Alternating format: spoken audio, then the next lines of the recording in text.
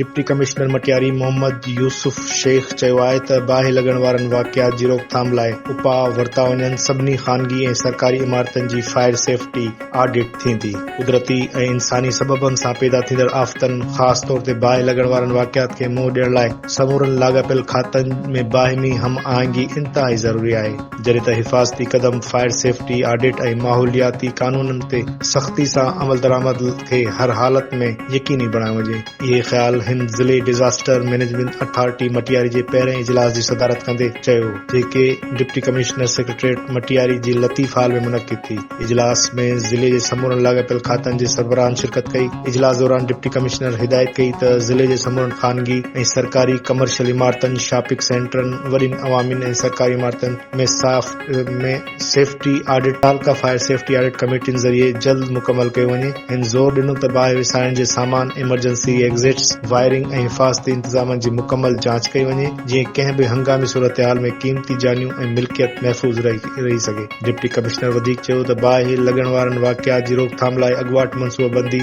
आगाही मुहिम ऐं बाक़ाइदा मॉनिटरिंग इंतहाई अहम आहे ऐं इन सिलसिले में कंहिं बि क़िस्म जी लापरवाही बर्दाश्त न कई वेंदी। पब्लिक प्रॉपर्टी जेका आहे, चलो जान कॾहिं न बि वेंदी आहे, इहो बि असांजो ई घर आहे।